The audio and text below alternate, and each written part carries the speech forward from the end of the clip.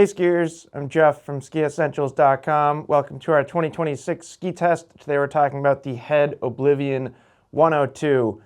Pretty cool ski. I've always thought that the Oblivion 102 is pretty unique. And really the one thing that makes it somewhat unique in the twin tip category is its turn radius. It's got a pretty long turn radius. And also if you look at the shape here before I start moving it around, it doesn't have much early taper. So, tip to tail, that's full length edge contact. You don't have that early taper portion anywhere on this ski. This is a 181 and it's got a 22.8 meter turn radius. So that might not sound that crazy, but really when you compare it to other 100-ish underfoot twin tips, it's definitely on the long side. So just something to consider about this ski, and you definitely see that reflected in the feedback that we get from our testers. So pretty cool. This is the second widest ski in the Oblivion line. Make a big jump from this ski to the next, but the two widest skis, they use carbon, where the narrower Oblivion skis do not use carbon. So a little bit of a difference in the construction there compared to the 94 and the 84 and the 79 as well. Aside from that, they're basically built the same wood core sandwich construction. True vertical sidewalls, just all the way wrapping around. There's no cap construction in this ski at all. And I think that's something that's pretty cool about the Oblivions. They're very, very well made. They're clearly well engineered and have excellent finish qualities. Kind of impressive here too on the scale. We're just at 1,790 grams.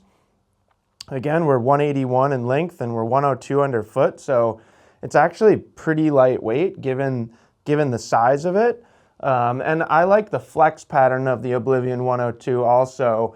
It's a little stiffer than you see in the narrower Oblivions. Adding that carbon just gives it a little bit more energy, a little bit more springiness, which I think is really nice to have, and kind of gives it more of a lively feel than it would have if it didn't have carbon, just given this shape. Like the shape, there's nothing particularly lively about the shape, so you get that energy and that quickness more from the carbon. So looking at shape, rocker in the tips and tails, it's pretty symmetrical in the tip to tail amounts of rocker. Obviously this is intended to at least partially be a park ski, so you're seeing more symmetrical rocker profiles.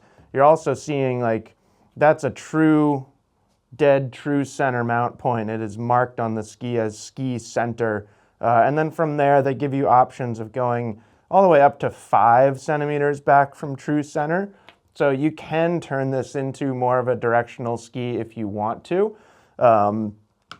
And again, that turn radius is really interesting to me, and that definitely gives this ski somewhat of a unique personality. We had a couple different mats. We had a few people on it in our ski test this year, but I was just looking through feedback, and both Matt Stromecki and Matt McGinnis skied it, and they both had pretty similar feedback. Matt Stromecki actually owns a pair, so he's very familiar with it. And when he was talking about recommended terrain, he talked about park groomers and then open terrain and soft snow. And I think that's a really good snapshot of what this ski likes to do. It's not particularly agile. So if you're looking for a really, really good twin tip that you want to ski a lot of trees on, there are undoubtedly going to be several options they're just going to feel a little better. They're going to be a little quicker. They're going to come across the fall line more easily. The Oblivion 102 really kind of loves speed. It loves those open areas where you can really get going. And it holds an edge really well. I think that's why Matt brought up groomer performance. Again, on a groomer, it still prefers more wide open terrain. It loves making big sweeping turns. It doesn't like being kind of flexed or manipulated into shorter radius carves. So something to consider there. in the park, it's fantastic. You know, this is a great shape for park. It's not too stiff. It's not too heavy. The long turn radius in the park is actually kind of helpful, because then the ski is not trying to do things when you don't want it to. You know, sometimes in the park, it's really nice to just be able to set your skis straight and know that they're going to keep going straight as you're going into a feature or a jump or something like that. So that side of the Oblivion 102 is excellent, and no worries, so to speak. It's more its performance outside of the park, if you're going to be using it more as a versatile all-mountain ski.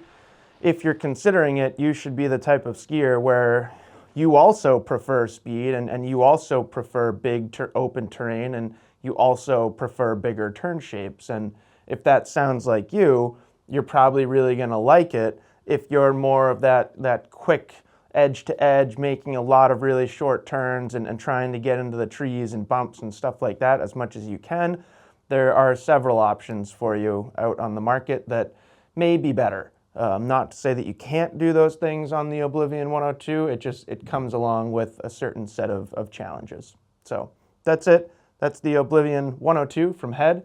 Love the graphic. I think it's a really slick, just clean kind of muted graphic for 2026. So great job there.